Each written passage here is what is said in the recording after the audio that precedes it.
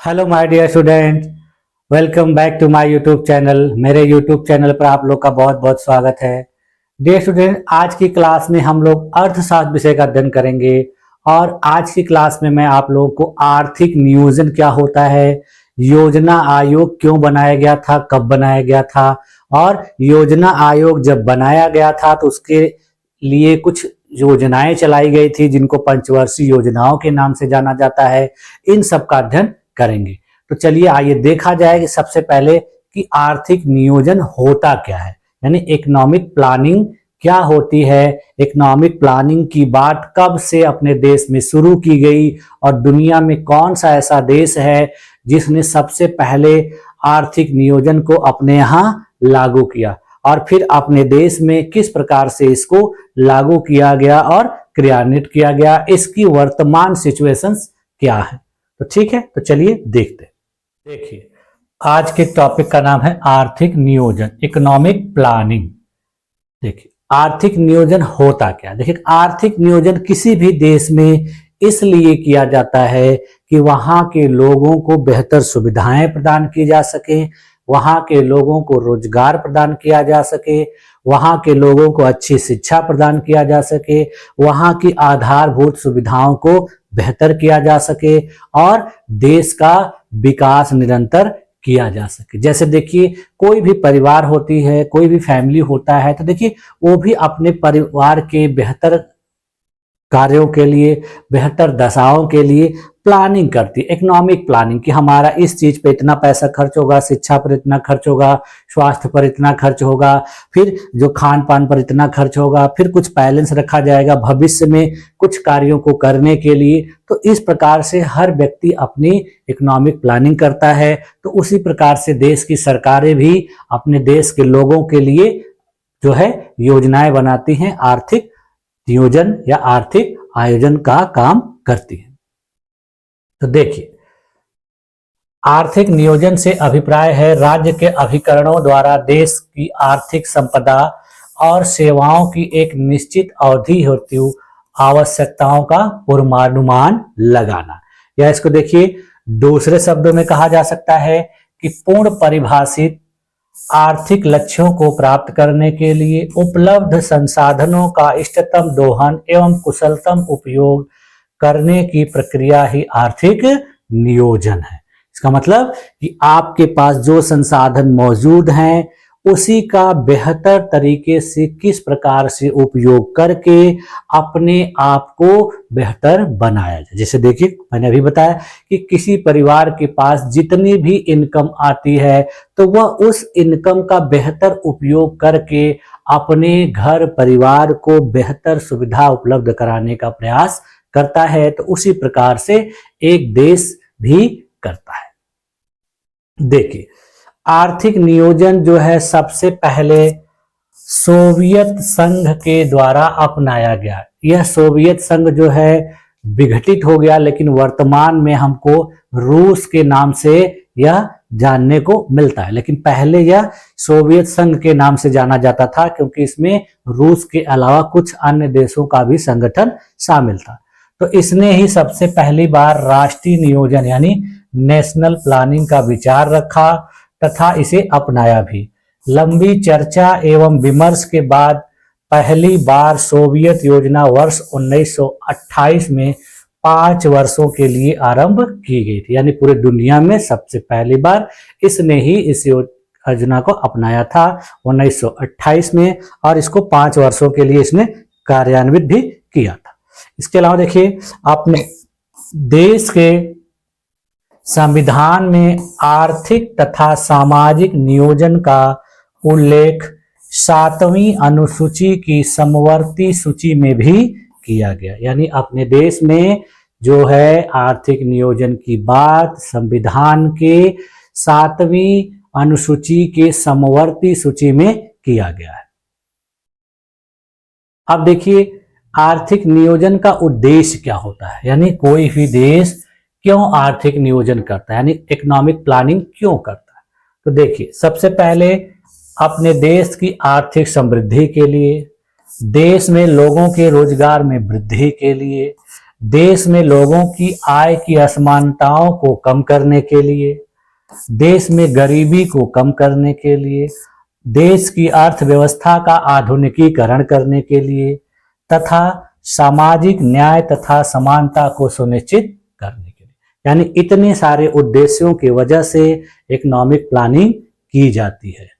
अब देखिए, भारत में आर्थिक नियोजन की पृष्ठभूमि, यानी भारत में इकोनॉमिक प्लानिंग की जो पृष्ठभूमि क्या है, बैकग्राउंड क्या है, उसको भी देख लेते हैं। तो देखिए, भारत में आर्थिक नियोजन संबंधी प्रस्ताव सबसे पहले सन 1934 ईस्वी में एम विश्वेश्वरैया की पुस्तक प्लान्ड इकोनॉमी फॉर इंडिया में किया गया था। इस पुस्तक में भारत के विकास के लिए 10 वर्षीय कार्यक्रम प्रस्तुत किया गया था। यानी उस समय अपने देश में अंग्रेजों की सरकार थी, फिर भी अपने देश के लोगों के द्वारा भारत के आर्थिक विकास के लिए योजनाएं बनाई जा रही थी, उनका जिक्र अपनी पुस्तकों के माध्यम से किया जा रहा था। तो उसी क्रम में सबसे पहले एम विश्वेश्वरैया ने अपनी पुस्तक प्लान्ड इकोनॉमी फॉर इंडिया में सबसे पहले इसकी बात कही थी। उसके बाद देखिए, 1934 में ही जो अपने देश का वर्तमान में उद्योगपतियों का महत्वपूर्ण संगठन है फिक्की, उसके द्वारा भी राष्ट्रीय नियोजन को गंभीर जरूरत के रूप में बताया गया था। इसके बाद देखिए, 1938 ईस्वी में भारतीय राष्ट्रीय कांग्रेस ने जवाहरलाल नेहरू की अध्यक्षता में राष्ट्रीय नियोजन समिति का गठन किया गया था। इस समिति का गठन देखिए, अपने देश के महत्वपूर्ण स्वतंत्रता सेनानी सुभाष चंद्र बोस की सुझाव या अनुशंसा पर किया गया था। इसके बाद देखिए, 1944 ईस्वी में बंबई के 8 उद्योगपतियों के द्वारा बॉम्बे प्लान प्रस्तुत किया गया था, जिसमें 15 वर्षीय सूत्रबद्ध योजना थी और बॉम्बे प्लान के जो सूत्रधार थे वो सर आरदेशीर दलाल थे। यानी यही व्यक्ति थे जो इस बॉम्बे प्लान को शुरुआत करने वाले महत्वपूर्ण व्यक्ति थे। इसके बाद देखिए, फिर 1944 ईस्वी में भारत सरकार ने नियोजन एवं विकास विभाग नामक एक नया विभाग खोला और इसी वर्ष श्रीमन नारायण अग्रवाल ने गांधीवादी योजना भी बनाई। यानी अपने देश के लोगों के द्वारा बार बार कहे जाने पर ब्रिटेन की सरकार ने भारत के लिए एक नया विभाग क्रियान्वित कर दिया, जिसका नाम था नियोजन एवं विकास विभाग। और इसी वर्ष अपने देश के एक महान अर्थशास्त्री श्रीमन नारायण अग्रवाल के द्वारा गांधीवादी योजना भी बनाई गई। उसके बाद देखिए, 1945 ईस्वी में श्री एम एन राय ने जन योजना यानी पीपुल्स प्लान नामक एक योजना बनाई, जो योजना भी आर्थिक नियोजन से ही संबंधित थी। उसके बाद फिर देखिए, 1950 ईस्वी में जयप्रकाश नारायण ने सर्वोदय योजना प्रकाशित की और यह योजना भी अपने देश में आर्थिक नियोजन से ही संबंधित मानी जाती है। ठीक है, अब देखिए, भारत की पंचवर्षीय योजनाएं जो है कैसे लागू की गई और कब तक चली, इसके बारे में हम लोग देखते हैं। देखिए, अब पंचवर्षीय योजनाएं जो है लागू कौन करता है, तो योजना आयोग करता था, अब करता नहीं है, क्योंकि इसको समाप्त करके एक दूसरा आयोग बना दिया गया है, जिसके बारे में हम लोग आगे पढ़ेंगे। तो देखिए, अपने देश में स्वतंत्रता के पश्चात 1947 ईस्वी में पंडित जवाहरलाल नेहरू की अध्यक्षता में एक आर्थिक नियोजन समिति का गठन किया गया। इसी समिति की सिफारिश पर 15 मार्च 1950 ईस्वी में योजना आयोग नामक एक गैर सांविधिक तथा परामर्शदात्री निकाय के रूप में केंद्र तथा राज्यों के मध्य वित्त के बंटवारे तथा इसकी योजना बनाने हेतु इसकी स्थापना की गई। यानी जब देश आजाद हो गया तो एक कमेटी बुलाई गई और उस कमेटी में निर्णय लिया गया कि अपने देश में किस प्रकार से संसाधनों का बंटवारा राज्यों के बीच किया जाए, उनको कैसे बेहतर बनाया जाए, इसके लिए कोई एक संस्था होनी चाहिए। तो उसी के लिए इस संस्था को एक गैर सांविधिक संस्था के रूप में और परामर्शदायी संस्था के रूप में स्थापित किया गया था। इसकी स्थापना देखिए, केंद्रीय मंत्रिमंडल के कार्यकारी प्रस्ताव के आधार पर की गई थी। भारत के प्रधानमंत्री इसके पदेन अध्यक्ष होते थे और आयोग का एक उपाध्यक्ष होता था जो कि इस संस्था में कार्य करता था। उपाध्यक्ष की नियुक्ति मंत्रिमंडल की सिफारिश पर की जाती थी और इसे कैबिनेट मंत्री के स्तर का दर्जा प्राप्त होता था। यानी इसका एक अध्यक्ष होता था, अध्यक्ष देश का प्रधानमंत्री होता था, उसके अलावा इसका एक उपाध्यक्ष होता था जो इसके महत्वपूर्ण कार्यों को करता था और उस उपाध्यक्ष की नियुक्ति केंद्रीय मंत्रिमंडल के सिफारिश पर की जाती थी और इसको कैबिनेट मंत्री का दर्जा भी प्राप्त होता था। वित्त मंत्री तथा योजना मंत्री आयोग के पदन सदस्य होते थे। यानी वित्त मंत्री तथा योजना मंत्री जो होते थे इसके पदेन सदस्य होते थे। इसके अतिरिक्त कुछ केंद्रीय मंत्रियों को अस्थायी सदस्य भी दी जाती थी। आयोग के 7 पूर्णकालिक सदस्य भी होते थे जिन्हें राज्य मंत्री का दर्जा प्राप्त। इसके अलावा देखिए इसमें 7 पूर्णकालिक सदस्य होते थे जिनको राज्य मंत्री के बराबर दर्जा प्रदान किया जाता था। भारत की जो पहली पंचवर्षीय योजना थी वह 1 अप्रैल 1951 ईस्वी से प्रारंभ की गई थी। ये देखिए क्वेश्चन भी एग्जाम में पूछा जाता है। अपने देश में जब योजना आयोग की स्थापना हो गई और पंचवर्षीय योजनाओं की शुरुआत की गई तो उसके लिए उस समय वर्तमान जो योजना आयोग के अध्यक्ष थे वह प्रधानमंत्री जवाहरलाल नेहरू तथा इसके उपाध्यक्ष गुलजारी लाल नंदा थे। देखिए यह भी एग्जाम में क्वेश्चन पूछा गया है और पूछा जाता है। बाद में देखिए 15 अगस्त 2014 ईस्वी में अपने देश के जो वर्तमान प्रधानमंत्री श्री नरेंद्र मोदी जी के द्वारा इस आयोग को समाप्त कर दिया गया और इसकी घोषणा उन्होंने एक नए आयोग के रूप में की जिसको हम लोग नीति आयोग के नाम से जानते हैं और वही आयोग इस समय वर्तमान में कार्य कर रहा है। तो नीति आयोग के बारे में हम लोग आगे पढ़ेंगे। अब देखिए इसी इकोनॉमिक प्लानिंग से आर्थिक नियोजन से संबंधित एक और संस्था है जिसको राष्ट्रीय विकास परिषद के नाम से जाना जाता है। तो योजना आयोग के साथ साथ इसका भी अध्ययन करना बहुत जरूरी है क्योंकि यही राष्ट्रीय विकास परिषद सरकार को योजनाओं को लागू करने के लिए अनुमोदन करती है। देखिए यह भारत सरकार की एक सर्वोच्च संस्था थी जिसे 6 अगस्त 1952 को स्थापित किया गया था। यानी योजना आयोग की स्थापना के 1 साल के बाद इसका मुख्य उद्देश्य राष्ट्रीय विकास योजनाओं को स्वीकृति देना और उनके प्रभावी कार्यान्वयन में राज्यों और केंद्र के बीच समन्वय स्थापित करना था। यानी इसको स्थापित इसीलिए किया गया था कि अपने देश में जो योजनाएं लागू की जाएं, चलाई जाएं, उसको स्वीकृति प्रदान करना और केंद्र और राज्यों के बीच आपस में इन योजनाओं के बेहतर क्रियान्वयन के लिए तालमेल स्थापित करना। इसकी देखिए मुख्य विशेषता क्या होती है राष्ट्रीय विकास परिषद की। देखिए इसकी सबसे पहले स्ट्रक्चर में अध्यक्ष भारत के प्रधानमंत्री होते हैं। सदस्य इसमें सभी राज्य एवं केंद्र शासित प्रदेशों के मुख्यमंत्री या प्रशासक होते हैं। केंद्रीय मंत्री होते हैं। योजना आयोग के उपाध्यक्ष होते हैं। यानी सदस्य के रूप में इतने लोग होते हैं। इसका उद्देश्य देखिए क्या होता है, पंचवर्षीय योजनाओं को अनुमोदित करना, आर्थिक और सामाजिक नीतियों पर चर्चा एवं समन्वय स्थापित करना, उसके बाद संसाधनों का उचित वितरण सुनिश्चित करना, यानी सभी राज्यों के बीच संसाधनों को सही तरीके से वितरित किया जाए, केंद्र एवं राज्य सरकारों के बीच सहयोग को बढ़ाना। इसके अलावा देखिए इसकी भूमिका क्या है, योजना आयोग द्वारा तैयार योजनाओं की समीक्षा और अनुमोदन करना, यानी योजना आयोग जो भी प्लान तैयार करेगा उसकी समीक्षा करना, फिर सरकार से उसका अनुमोदन करना। राष्ट्रीय प्राथमिकताओं और नीतियों का निर्धारण करना, देश के आर्थिक विकास में राज्यों की भागीदारी सुनिश्चित करना।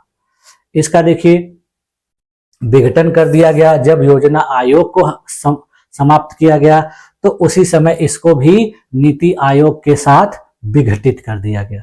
देखिए 2015 में नीति आयोग के गठन के बाद राष्ट्रीय विकास परिषद को प्रभावी रूप से समाप्त कर दिया गया। अब नीति आयोग देश की विकास योजनाओं और रणनीतियों को तैयार करने एवं समन्वय स्थापित करने का कार्य करता है। यानी इसके पहले दो संस्थाएं होती थी और इन्हीं दोनों संस्थाओं के द्वारा अपने देश में योजनाओं को चलाया जाता था, उनको बनाया जाता था। अब इनको बाद में एक ही आयोग में समाहित कर दिया गया और वो आयोग नीति आयोग के नाम से जाना जाता। अब देखिए हम लोग एक एक करके भारत की पंचवर्षीय योजनाओं के बारे में देख लेते हैं। देखिए 31 मार्च 2017 को 12वीं पंचवर्षीय योजना समाप्त हुई। यानी अपने देश में 1951 में पहली पंचवर्षीय योजना शुरू हुई थी और जो अंतिम पंचवर्षीय योजना थी वह 31 मार्च 2017 को समाप्त हुई। यानी इसके बीच में अपने देश में यानी 12 पंचवर्षीय योजनाओं को चलाया गया था। इसके अलावा बीच बीच में 3 बार योजना अवकाश भी हुआ था और उसके लिए बीच में 3 वर्षों के लिए वार्षिक योजनाएं भी लागू की गई थी। यानी 12 5 वर्षीय योजनाओं के अलावा 3 बार इसमें योजना अवकाश हुआ और उस योजना अवकाश की वजह से 3 वर्षों के लिए वार्षिक परियोजनाएं भी चलाई गई। तो ये क्वेश्चन पूछा जाता है कि योजना काल में अपने देश में कितने बार योजना अवकाश हुआ था, तो 3 बार हुआ था। अब देखिए हम लोग पहली पंचवर्षीय योजना के बारे में जानते हैं कि पहली पंचवर्षीय योजना क्या महत्वपूर्ण भूमिका अदा करी थी अपने देश में और इसका क्या महत्व है। देखिए पहली पंचवर्षीय योजना 1951 से 1956 ईस्वी तक चली थी। यह योजना हेराल्ड डोमर मॉडल पर आधारित थी। यानी इस योजना को तैयार करने में हेराल्ड डोमर नामक अर्थशास्त्रियों का योगदान था, इसीलिए इसको इनके नाम पर जाना जाता है। इस योजना का मुख्य उद्देश्य अर्थव्यवस्था के संतुलित विकास की प्रक्रिया आरंभ करना था। पहला काम, देश को खाद्यान्न संकट से निकालने के उद्देश्य से इस योजना में कृषि को उच्च प्राथमिकता दी गई। इस योजना के दौरान राष्ट्रीय आय में 18% तथा प्रति व्यक्ति आय में 11% की कुल वृद्धि हुई। इस योजना काल के दौरान कई बड़ी सिंचाई परियोजनाएं अपने देश में शुरू की गई, जिसमें भाखड़ा नांगल परियोजना जो आपको मिलती है कहां पर, पंजाब में। उसके बाद हीराकुंड परियोजना ये मिलती है आपको उड़ीसा में। ब्यास परियोजना, दामोदर नदी घाटी परियोजना, ये जो परियोजनाएं हैं 4 परियोजनाएं ये प्रथम पंचवर्षीय योजना के तहत अपने देश में शुरू की गई थी। इस योजना काल में सार्वजनिक उद्योग के विकास की उपेक्षा की गई तथा इस मद में मात्र 6% राशि खर्च की गई। यानी पहली पंचवर्षीय योजना में उद्योग धंधों के विकास पर ध्यान नहीं दिया गया, बल्कि कृषि के विकास पर बहुत ज्यादा जोर दिया गया। उसके बाद देखिए इस योजना में संयुक्त राज्य अमेरिका के सहयोग से 2 अक्टूबर 1952 ईस्वी से एक सामुदायिक विकास कार्यक्रम जिसको कम्युनिटी डेवलपमेंट प्रोग्राम के नाम से कहना जाता है उसको भी शुरू किया। तो यानी ये सारे जो महत्वपूर्ण कार्य थे इस पंचवर्षीय योजना के तहत किए गए। अब देखिए अगली जो है, जब यह पंचवर्षीय योजना खत्म हुई तो देखिए जो भी अपने देश में पंचवर्षीय योजनाएं शुरू की जाती थी उनकी कार्यवधि देखिए जैसे 1 अप्रैल से लेकर 31 मार्च के बीच होती थी। यानी इसी के बीच में जो है इनको चलाया जाता था। तो देखिए यह योजना भारतीय सांख्यिकी कार्यालय कोलकाता के निर्देशक पीसी महालनोबिस के आधार पर चलाई गई थी, इसीलिए इसको महालनोबिस मॉडल के नाम से भी जाना जाता है। इस योजना का मुख्य उद्देश्य समाजवादी समाज की स्थापना करना था तथा देश में जीवन स्तर को ऊंचा उठाने के लिए 5 वर्षों में राष्ट्रीय आय में 25% की वृद्धि करने का भी लक्ष्य निर्धारित किया गया था।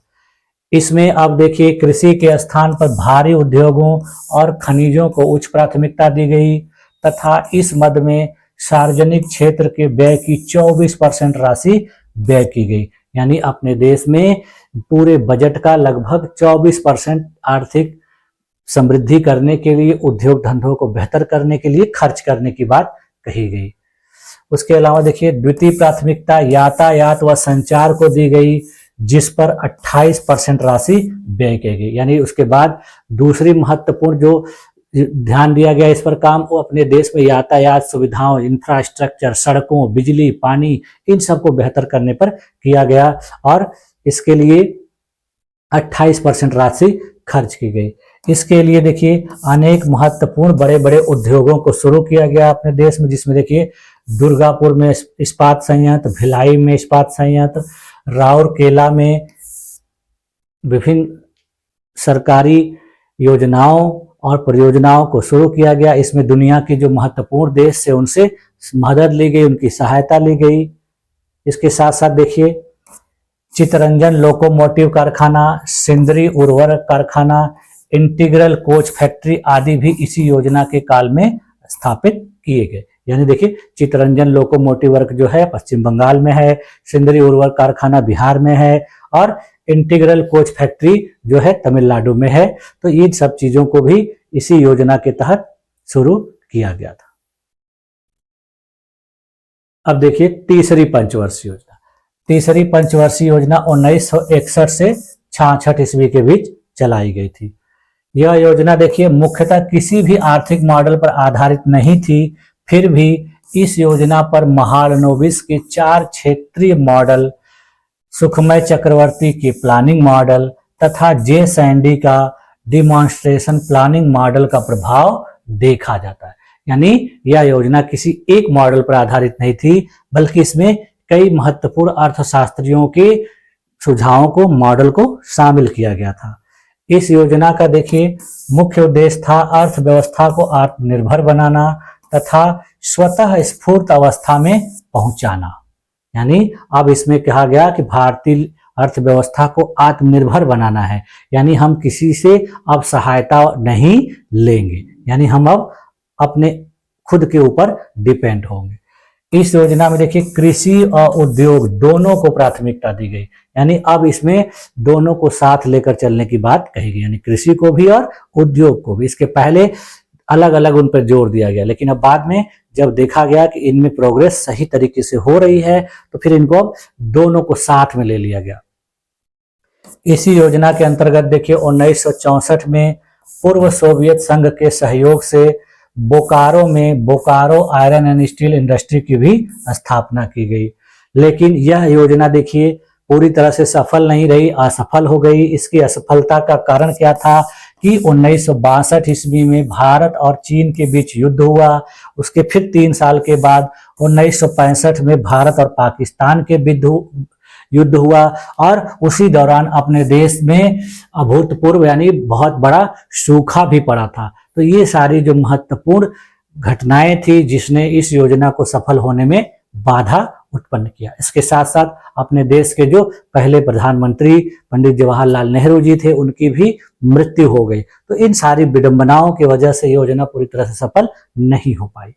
इस योजना के दौरान सरकार द्वारा बनाई गई कृषि नीति ने हरित क्रांति को जन्म दिया था। देखिए इसी योजना में भारत में एग्रीकल्चर के लिए एक पॉलिसी बनाई गई थी और उसी पॉलिसी की वजह से भारत में हरित क्रांति की शुरुआत हुई थी और फिर उसके बाद अपने देश में खाद्यान्नों का उत्पादन बहुत तेजी से किया गया था।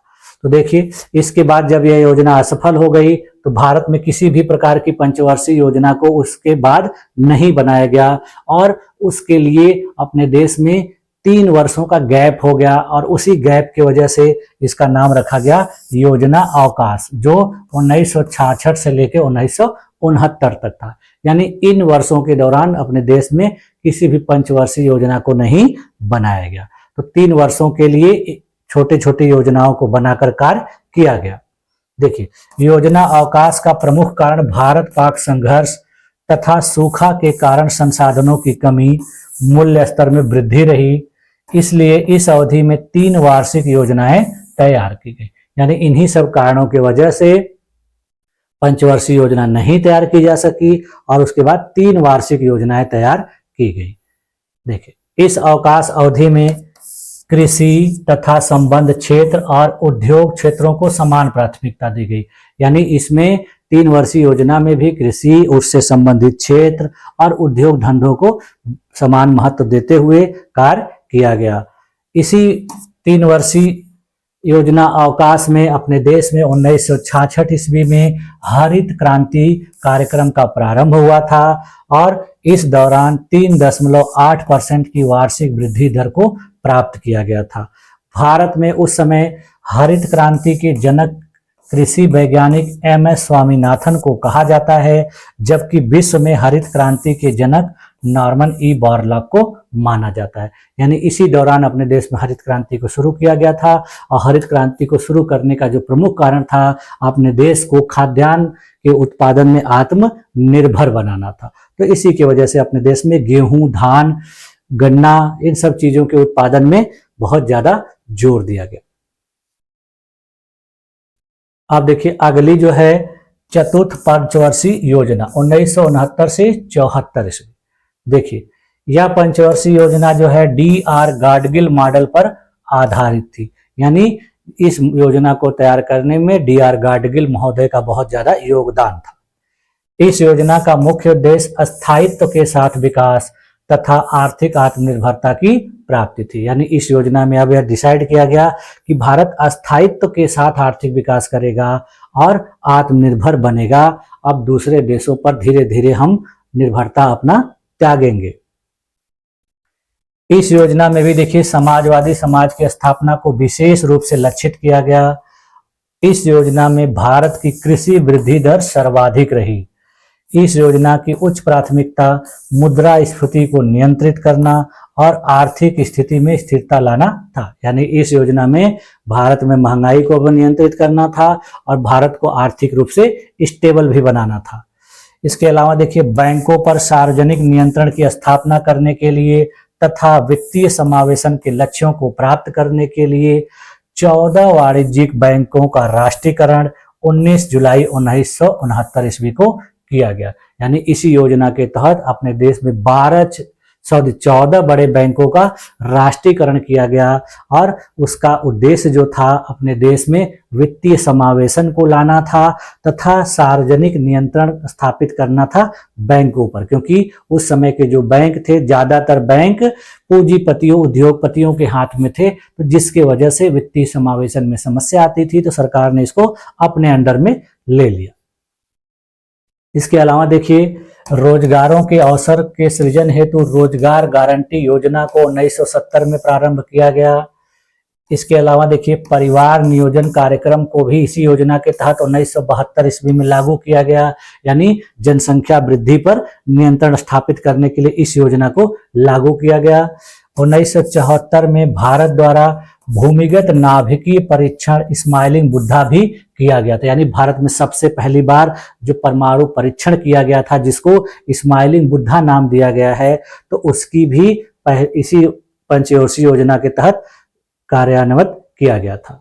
इसी योजना में देखिए क्षेत्रीय विषमता को दूर करने के उद्देश्य के साथ विकास केंद्र उपागम की शुरुआत की गई थी। इसके अलावा देखिए संसाधन आधारित कार्यक्रम, समस्या आधारित कार्यक्रम, लक्षित समूह उपागम, प्रोत्साहन दृष्टिकोण और व्यापक क्षेत्र उपागम आदि विकास केंद्र इस योजना के महत्वपूर्ण घटक थे। विकास केंद्र उपागम पर विशेष बल 5वीं योजना में दिया गया। देखिए कभी कभी क्वेश्चन पूछा जाता है कि विकास केंद्र विकास सेंटर्ड अप्रोच पर सबसे ज्यादा जोर कब दिया गया, तो वो 5वीं योजना में दिया गया।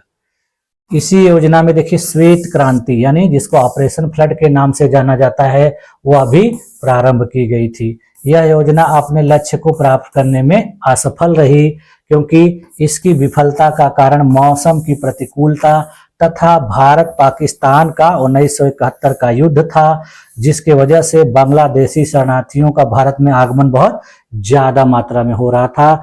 देश में डिस्टरबेंस हो गई थी, जिसके वजह से यह योजना भी अपने पूरी तरह से कार्य में सफल नहीं रही। यानी यह भी असफल हो गई। यानी इतने सारे कार्य उसमें किए गए थे, उद्देश्य निर्धारित किए गए थे, लेकिन उसको प्राप्त नहीं किया जा सका। अब है देखिए अगली 5वीं पंचवर्षीय योजना 1974 से 78 ईस्वी। तो देखिए 5वीं जो पंचवर्षीय योजना थी, इसका जो अंतिम प्रारूप था वो डीपी धर द्वारा तैयार किया गया और जारी किया गया था। इस योजना का मुख्य उद्देश्य गरीबी उन्मूलन तथा आत्मनिर्भरता की प्राप्ति थी। यह योजना देखिए केवल 4 वर्ष ही चल पाई थी। कुछ उसके कारण थे जिसमें सरकार का गिर जाना सबसे महत्वपूर्ण कारक था।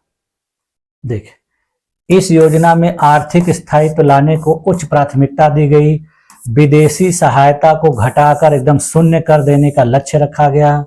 इसी योजना में 20 सूत्रीय कार्यक्रम 1975 ईस्वी में शुरू किए गए और इस योजना में पहली बार गरीबी एवं बेरोजगारी पर ध्यान दिया गया। यानी इसके पहले भी योजनाओं में गरीबी और बेरोजगारी पर ध्यान दिया जा रहा था, लेकिन उसके लिए बेहतर तरीके से कार्य नहीं किया जा सका था। लेकिन इस योजना में इस पर बेहतर तरीके से कार्य करने पर ध्यान दिया गया।